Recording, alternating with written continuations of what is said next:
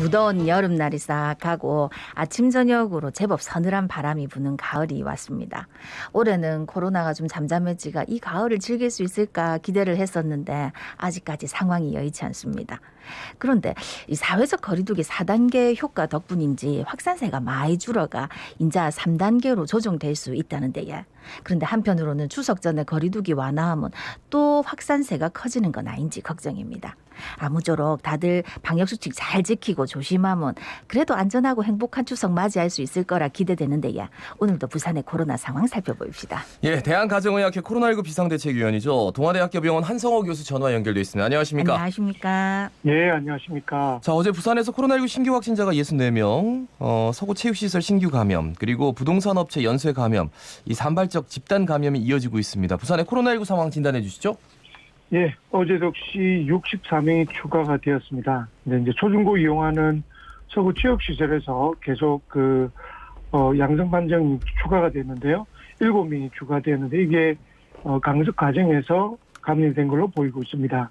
그리고 전날 그 집단 감염이 발생한 부동산 관련 부산 진구에 있는 업체에서도 12명이 추가가 되어서 누적 확진자는 31명으로 확산되었습니다. 그리고 해운대구 어린이집에서도 가족 한 명이 추가가 확산되는 등 소규모이지만 산발적인 감염은 지속되고 있습니다. 네. 예. 지금 이제 4주째 사회적 거리두기 4단계를 시행하고 있는데 확진자가 세 자릿수에서 떨어지기는 했는데 근데 계속 이렇게 60명 전후로 확진자가 나오더라고요. 더 줄어들지 않는 원인은 어디에 있다고 보면 될까요? 저희가 항상 10명, 20명, 사실 50명을 넘길 때도 굉장히 걱정을 많이 했을 때가 엊그제 같은데 예. 이제는 확산이 줄었다고 해서 60명대, 70명대를 유지하고 있으니 사실 이게 더 이상 주는 속도가 잘 보이지 않습니다. 이유가 델타형 변이가 첫 번째 이유인 것 같습니다. 델타형 변이 자체가 워낙 이 전염력이 강하고 그리고 한번 감염되면 집단 감염의 확산의 형태를 보이고 있기 때문에 예. 이 부분이 첫 번째 이유가 될 것 같고 두 번째는 그래도 이전에 비해서는 그 시민들의 약간 조금 조심하는 그런 부분들이 조금은 떨어지지 않느냐. 너무 오랫동안 저희가 코로나19를 접하다 보면서 약간 조금 조심하고 이렇게 하는 부분들이 느슨해 붙인 부분도 작용했다고 생각합니다.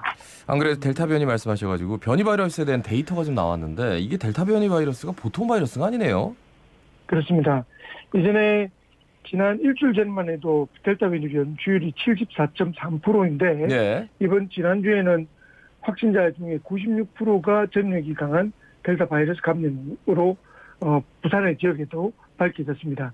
최근에 이제 이러한 확진자 수가 큰 폭으로 줄긴 했지만 이런 확산세가 전혀 이 델타 바이러스 감염 확산세가 줄지 않고 있어서 혹시나 지금의 경우에 무슨 3단계로 하향 조정한다든지 하는 어떤 그런 변화들이 확산을 대규모 집단 감염을 만들지 않을까라고 우려하고 있습니다. 네네. 네. 그런데 이제 4단계 거리두기 효과 때문인지 하루 확진자 수가 좀 줄면서 거리두기에 대한 조정안 오늘 발표될 걸로 보이는데 어떻게 될 것 같습니까? 지난 4단계가 시작했던 8월 10일 날 첫 주에는 네. 하루 평균 확진자 수가 134명이었습니다. 예. 그런데 어제까지 일주일 동안의 확진자 수는 65.1명이니까 예. 이전에 비해서는 확실히 확산자는 감소가 됐다는 것을 드러났습니다. 예. 근데 이제 이 정도 65.1명이나 숫자는 부산시에서는 사회적 거리두기 2단계 조건에 해당되는데 그렇죠. 지금 4단계는 137명 이상일 때 4단계이기 때문에 단계를 하향 조정한 데는 확실한 여건은 되는 것 같고 4단계 유지하고 있던 경남의 창원이나 김해가 30일부터 3단계로 하향 조정하였기 때문에 예. 부산도 아마 3단계로 조정이 되지 않을까라고 예측을 하고 있습니다. 하지만 젊은 층 위주로 백신을 맞지 않은 젊은 층에서 계속 이런 감염이 지속되고 있고 예. 델타형 변이형 바이러스 변파 속도도 전혀 줄고 있지 않기 때문에 3단계 조정 이후에도 굉장히 조심스러운 부분이다라고 생각이 되고 예. 그렇지만 이러한 4단계가 유지되는 것이 여러분 특히 이제 소상공인들에게 너무나 힘든 시기를 겪고 있기 때문에 예. 아마도 3단계로 발표되지 않을까 라고 기대되고 있습니다. 그러니까 6일부터 만약에 3단계를 한다면 또 2주, 그러니까 한 달씩 한다고 그랬죠? 이제 예, 앞으로는. 맞습니다. 그러면 이제 추석이 포함이 돼요. 예, 이렇게 많은 분들이 걱정하는 게 이게 저 수도권에서 결국은 이제 이동을 한단 말이죠. 네, 그렇게 해서 이제 수도권 4단계 묶어놨는데 이동이 더 많아지지 않을까. 그러면서 또 부산이 피서철 때문에 아마 그 4단계를 겪었던 그게 반복되지는 않을까. 이런 우려를 하시는 분들도 있더라고요. 맞습니다. 굉장히 우려되는 부분이 그 부분입니다. 예. 이제 뭐 정부 당국에서는 그 가급적 이동을 자제하다라고 권유하고 있지만 예, 예. 아마 이번 추석 때도 많은 분들이 고향을 방문하는 이동을 하게 될 것이고 일부분 또 그 분들은 이런 추석 연휴를 이용해서 예. 약간 휴가를 겸한 이런 방문이 실제 부산에도 이루어질 가능성이 많기 때문에 아마 추석 이후에 또 확산이 시작될 가능성은 여전히 있는 상태입니다. 불씨를 가지고 있는 상태라 조심스러울 수밖에 없습니다. 예. 그래도 네. 당장은 뭐 워낙 힘드니까 그렇죠. 예, 일단 네. 수치만 보고 3단계 쪽으로 완화하지 않을까라고 조심스럽게 예상은 하신다는 거예요. 그죠? 그렇습니다. 예. 뭐 코로나19 백신 접종 이루어지고 있는데 지금 현재 부산의 접종률은 어느 정도입니까? 지금 인구 대비 이제 1차 접종이 한 분들이 네네. 59.1%고 2차 접종을 완료한 분이 34.4%인데 전반적으로 전국적인 접종률에 비해서 부산이 약간 조금 앞서고 있는 부분은 맞습니다. 그렇지만 이제 이런 그 접종이 앞으로도 백신 공급이 원활하게 돼서 순차적으로 잘 이루어져야지 저희가 목표할 수 있는 그런 접종률까지 이룰 수 있을 거라 생각됩니다. 예. 네. 백신 관련해서 어제 하루 종일 굉장히 이슈가 됐었는데 유통기한이 지난 코로나19 백신이 파이자였죠? 예, 요게 투여가 돼서 그래가지고 한 2분 정도가 지금도 뭐 복통 때문에 고생하고 있다. 뭐 이런 얘기가 예. 있던데 이거 괜찮을까? 이전에 뭐 아스트라제네카도 한번 유통기한 지난 거를 이제 맞춰가지고 좀 한번 예. 이슈가 됐었는데 예. 어떻게 보세요? 지난 북구에서 지난달 28일에 4명, 30일에 4명에서 8명이 북구 병원에서 화이자를 2차 접종을 했는데 예. 이게 27일까지 사용할 수 있는 것. 다시 말해서 하루와 그리고 3일 정도가 유통기한을 넘긴 백신을 접종했다는 거죠. 예, 예. 근데 이런 부분들이 이렇게 넣어진 이유는 북구 이제 관련 그 기관에서 그 유효 기간을 도래한 백신 항상 회수하기 위해서 의료기관을 방문하면서 회수를 하는 과정에서 이게 확인이 됐습니다. 예, 근데 예. 이런 부분들이 항상 그 미리 이럴 수 있다라는 그 우려가 의료기관 일선에서는 있었거든요. 그 예, 이유가 예.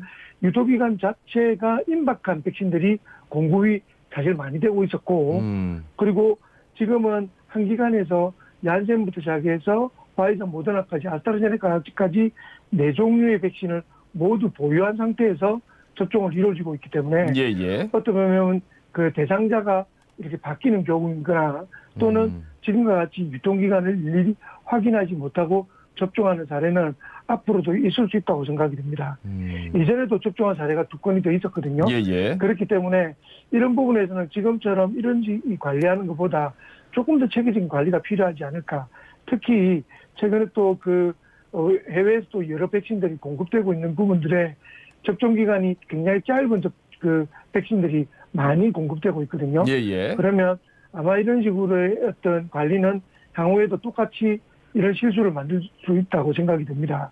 그래서 조금 이 보건당국이나 또는 일선 병의원에서도 물론 조심을 해야 되겠지만 이게 좀 시스템적으로 보완되지 않으면 예. 이런 일은 전국적으로 또 일어날 수 있다고 생각이 되고 물론 이번의 경우에는 뭐 이틀 3일 큰 문제가 되겠느냐라고 생각할 수 있지만 이러한 백신들은 그 유효기간을 넘겼다는 것 자체가 굉장히 의미를 가집니다. 그래서 혹시나 심각한 부작용이 이런 분들한테 한 분이라도 생기게 된다면 예, 예. 이런 책임들을 절대 그 누구도 이렇게 면할 수 없는 정도의 심각한 부분이라고 저는 생각이 되고 예. 좀 시스템적으로 다시 좀 보완해야 될 필요가 있다라고 생각됩니다. 저는 그러니까, 이게 한만 걱정이 되는 게 이분들 또 맞아야 되는 거 아닌가. 예. 이게 잘못된 접종이어서 약효가 좀 떨어진다거나 뭐 이러면 어떻게 되는 예. 거예요? 사실 이 부분은 원칙적으로는 추가 접종을 하는 것이 맞습니다. 유효기간을 지난 접종을 맞는 것이 우리가 상식선에서는 그래도 며칠 정도 지나서는 충분히 효과 있지 않겠나라고 생각되지만 보건 우리 접종의 아이고. 원칙에는 유효기간 지난 백신을 맞는 경우에는 다시 재접종을 하는 것을 원칙으로 하고 있습니다. 아, 근데 뭐 겁이 나서 다시 맞겠습니까? 지금도 배 아프다는데.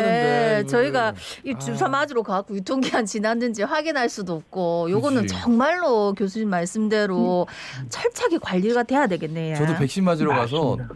아무런 기억이 없어요. 그 들어가서 얼굴 돌리고 있다가 그냥 그러니까. 툭 놓고 그러고 이제 나왔는데 네.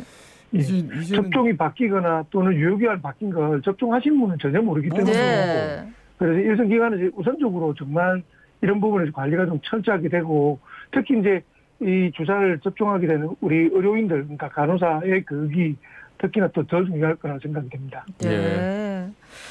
아, 근데 이제 한 개 여쭙고 싶은 게 지금 자영업자분들이 너무 힘들어가지고 1차만 맞은 사람들도 조금 이렇게 완화해주면 뭐 이렇게 이제 2인 이상에 포함시켜주면 안 되나 이렇게 얘기하던데 그거는 1차만 맞아도 효과가 있습니까? 좀 짧게 말씀해 주세요. 예, 60% 정도 효과가 일부는 있지만 아. 2차를 접종해도 델타 변이에 대해서는 2차를 접종해도 60%밖에 안 되기 때문에 1차 접종에 대해서 어드밴티지를 주는 것은 혜택을 주는 것은 방역의 측면에서는 굉장히 옳지 않다라고 생각합니다. 예. 그러니까 2차 맞아야지 60% 되니까. 네네네. 예, 그 뭐 1차 맞아가지고는 뭐 택도 없겠네요. 말씀 잘 들었습니다. 고맙습니다. 예, 행복한 금요일 되십시오. 예, 대한가정의학회 코로나19 비상대책위원 통화대학 개방 한성호 교수였습니다.